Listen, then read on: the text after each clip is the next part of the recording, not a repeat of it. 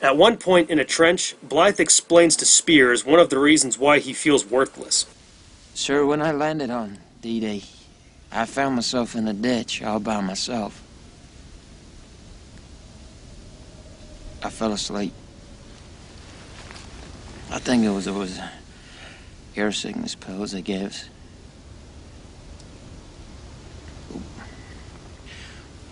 When I woke up, I didn't really try to find my unit to fight.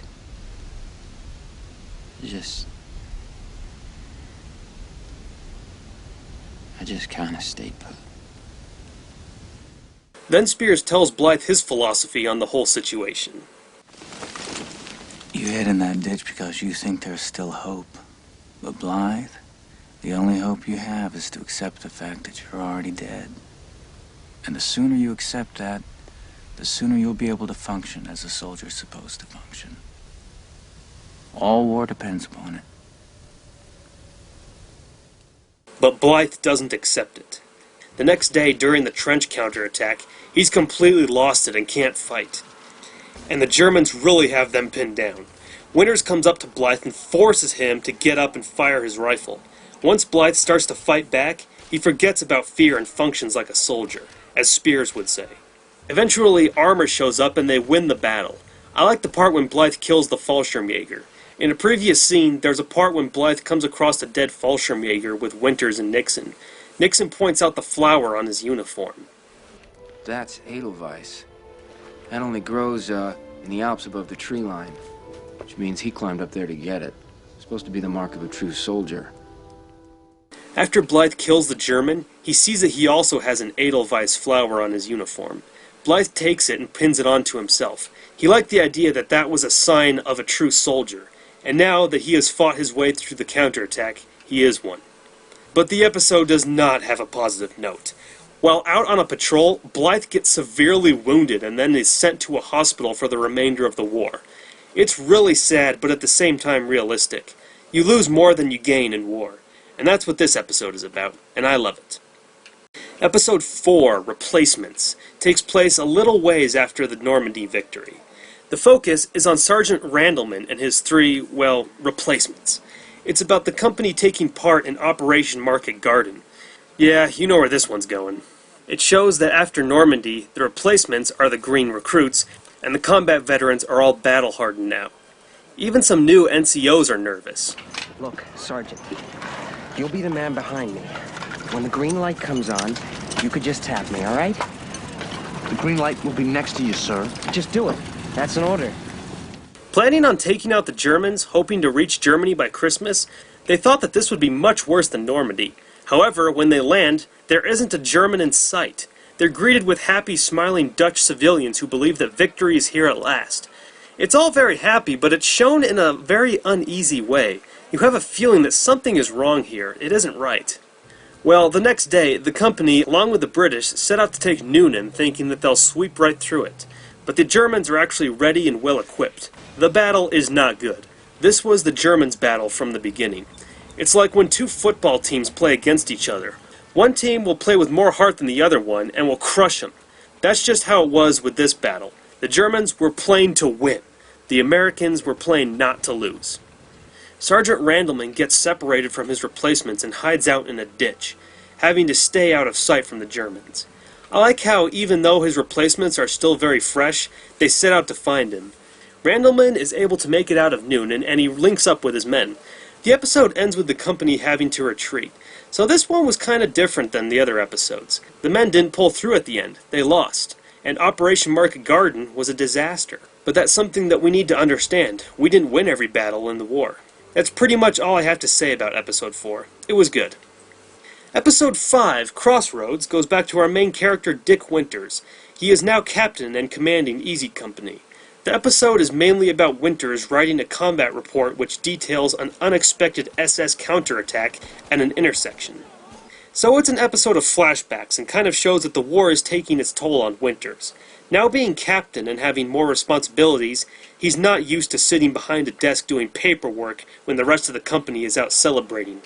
There's a specific moment that it keeps flashing back to when Winters came across an SS teenager before the attack. Just going by instinct, he kills the kid. What else could he do? But the memory haunts him for the rest of the episode.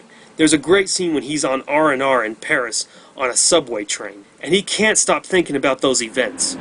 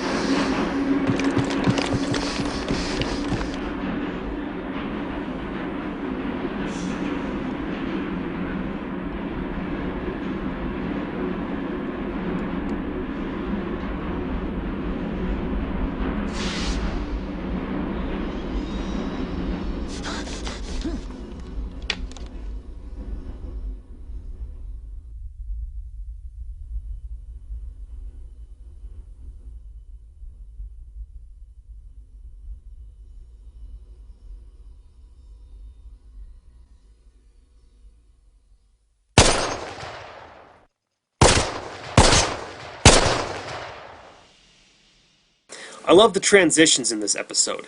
It's like waking up from a nightmare.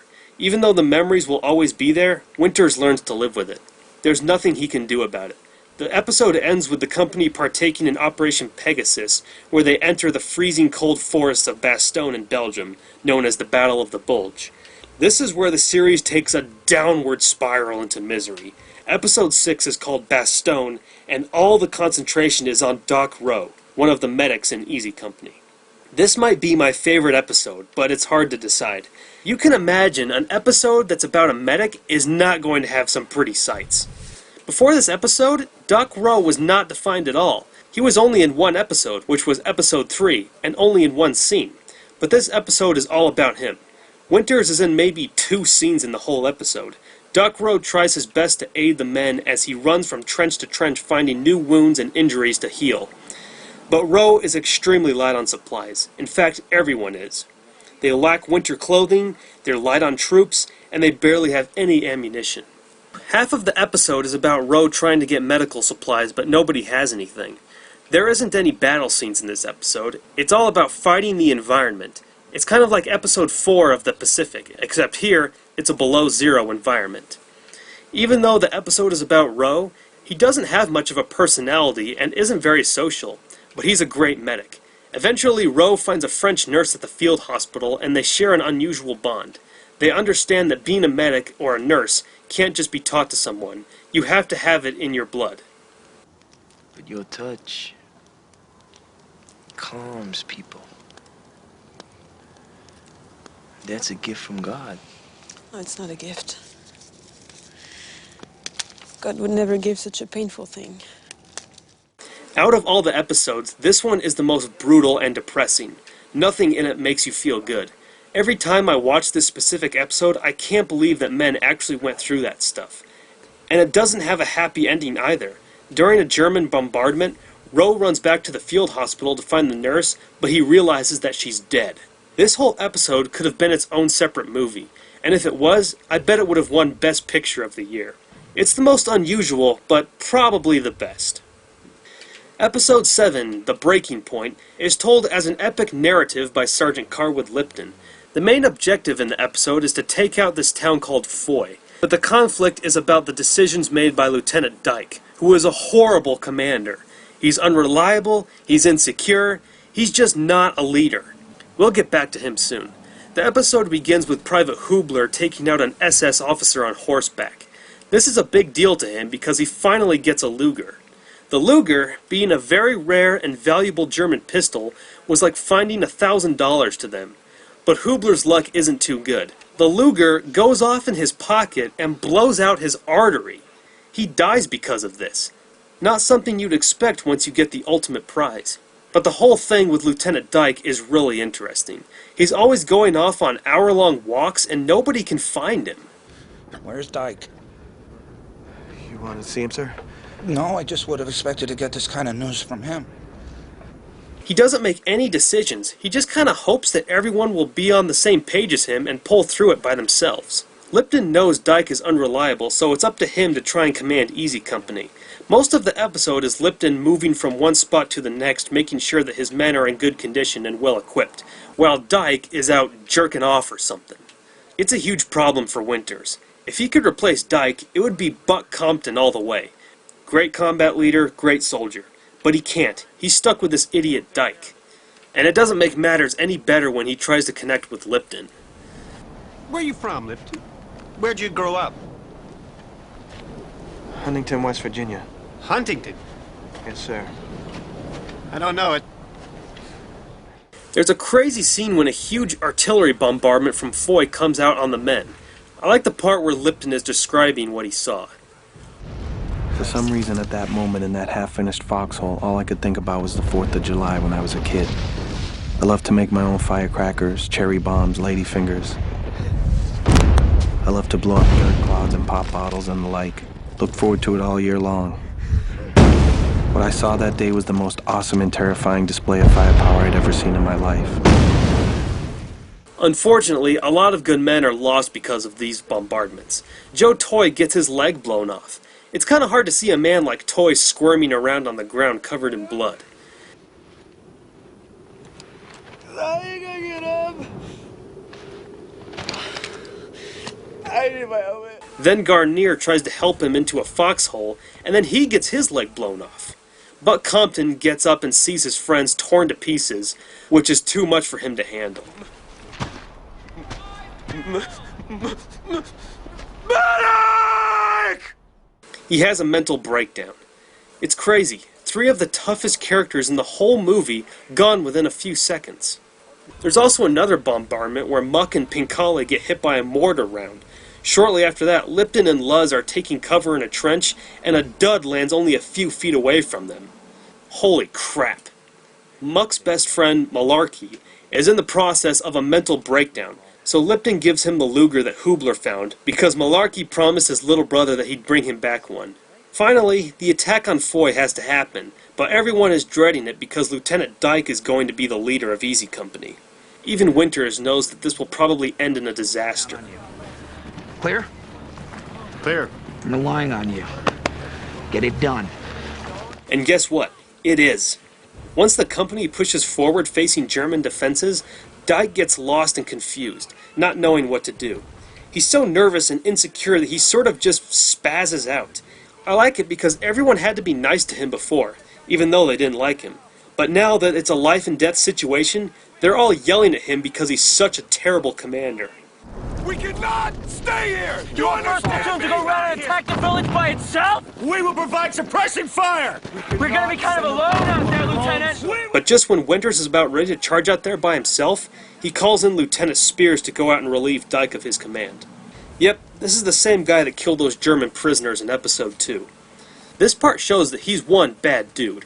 He goes through the town like knife through butter. They have to connect with I Company on the other side of Foy, and Spears runs right through the middle of German territory to link up with them. Crazy stuff. And the Germans can't believe it. It's almost like something from a video game, but it really happened. Once Spears returns, they take the town of Foy with over 100 German prisoners. However, because Dyke refused to move forward, it cost him his life. So it definitely shows that he wasn't meant to lead an army into battle at all. The ending of the episode is great. The company sits in the pews at a church where a choir sings to them. It's kind of a curtain call, showing the men that made it through, but then showing the ones who didn't, but were still there with them. And it ends with Spears telling Lipton that he's been promoted, from leading these men through the forests and commanding them a hell of a lot better than Dyke did. Great episode. Episode 8, called The Last Patrol, concentrates on Private Webster after his wounds have healed, and he's sent back to Easy Company. This episode is definitely my least favorite out of the 10. I don't hate it, it's just kind of like a buffer episode.